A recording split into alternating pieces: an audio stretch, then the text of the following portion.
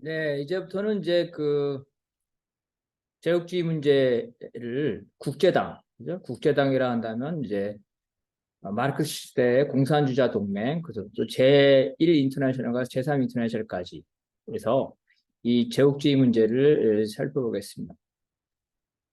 먼저 공산주의자 동맹과 제1 인터내셔널에서 제국주의 문제를 살피는 데 있어서 이 폴란드 문제와 아일랜드 문제가 중요합니다. 그래서 폴란드와 그 아일랜드가 이 제국주의의 어떤 식민지 그죠?를 했는데 그런 것들을 한번 역사를 일단 봐야지만 이해가 될 것 같습니다. 폴란드는 10세기부터 단일 국가로 성립했지만 그 이후에 이 분할이 됐다가 그 다시 또 통일이 됩니다. 그런데 후대가 없었기 때문에 폴란드 왕위가 헝가리, 그 다음에 리투아니아 이런 식으로 같이 겸직하게 되는 거죠. 그래서 폴란드, 리투아니아 연방을 결성했고 이것들이 약 400년 동안 번성을 했고 심지어 러시아를 침공해서 러시아로부터 조공을 받기도 했습니다. 폴란드의 정치적 구심은 이제 귀족들의 연합이었는데 이 연합 과주정이 약해지면서 이제 폴란드가 식민지화가 됩니다. 첫 번째는 이제 코사크 반란이 일어나서 우크라이나를 러시아에게 잃게 되고요. 폴란드 국왕이 러시아와 화해 정책을 추진했는데 이에 불만을 품은 귀족들이 반란을 일으킵니다. 그래서 이러한 반란을 진압한다는 명목으로 1772년에 처음 폴란드가 분할이 됩니다. 다시 그 귀족들의 특권을 제한하자 이번에는 귀족들이 러시아와 동맹을 해서 폴란드를 침공을 해서 프러시아까지 가사해서 폴란드를 2차 분할에 나서게 되고 대부분의 폴란드 영토가 식민지화가 되고 나머지는 속국으로 됩니다. 1795년에 3차 분할이 되면서 폴란드가 멸망되고 오스트리아, 프로이센, 오스트리아 그죠? 러시아, 프로이센, 오스트리아 이 3국의 식민지로 됩니다. 라포형 시절에 잠시 독립이 됐으나 이제 빈 체제, 반동 체제죠. 반동 체제에 의해서 다시 러시아, 프로이센, 오스트리아에게 복속이 됩니다. 러시아는 폴란드의 괴뢰국이죠. 괴뢰 입헌 군주국을 했고 프로시아, 프로이센은 아예 독일화 정책을 추진합니다.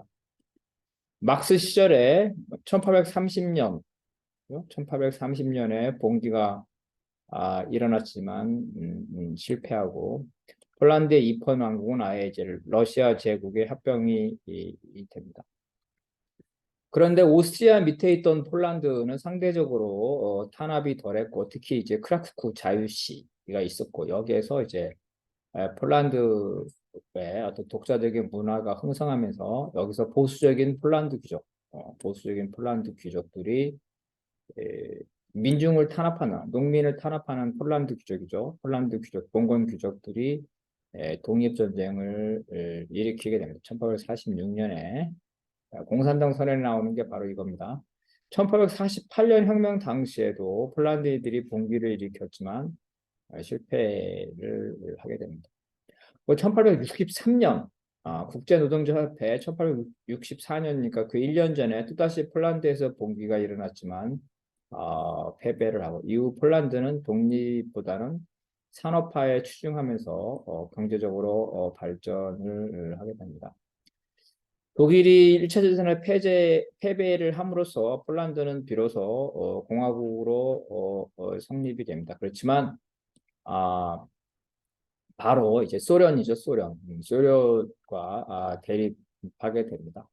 그래서 1차 대전과 2차 대전 사이에 폴란드 군대가 소련을 물리치면서 독립을 유지를 했습니다. 그렇지만 2차 대전 직전에 1939년에 독일이 폴란드를 침공하고 소련도 역시 폴란드를 침공하면서 독일과 소련이 폴란드를 나눠 갔습니다. 소련의 명분은 독일이 이 소련을 침략할 게 너무나 명백하기 때문에 그래서 그 중간지대인 폴란드를 점령해서 소련을 보호하겠다는 게 이제 이런 거고. 어쨌든 소련과 독일 모두 다 폴란드에서 학살을 자행을 했다고 합니다.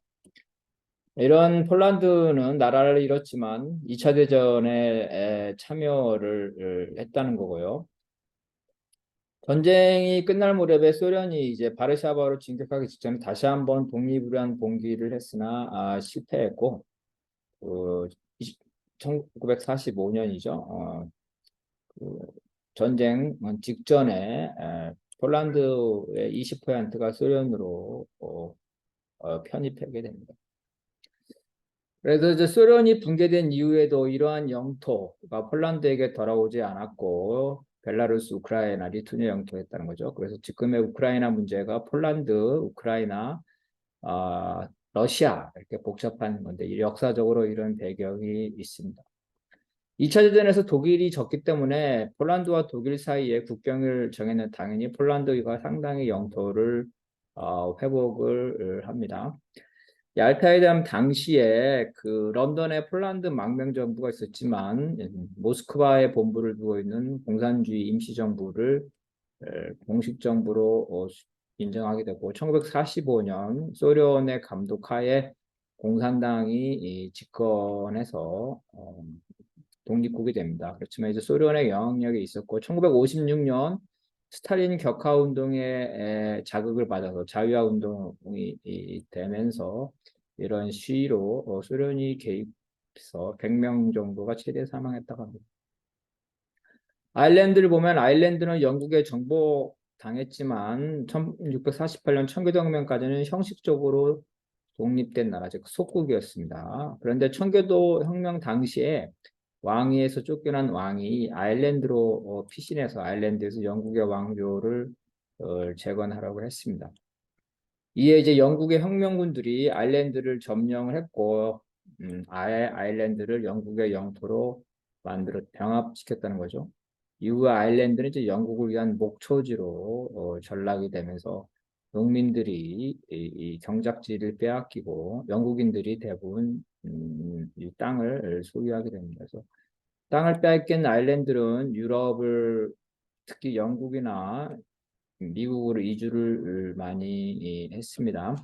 감자기근 이런 것들이 되면서 미국의 영국 다음으로 빨리 미국의 이주를 대규모로 하게 됩니다. 그래서 이들은 이제 그 해외에 많은 이주 노동자 혹은 망명가로 살았고 산업혁명 당시에 공장 노동자로서 힘든 삶을 살았습니다. 종교적 문제도 있고 아일랜드는 이제 카톨릭 국가이고 영국은 성공의 국가이기 때문에 카톨릭 신도들이 박해를 받았습니다.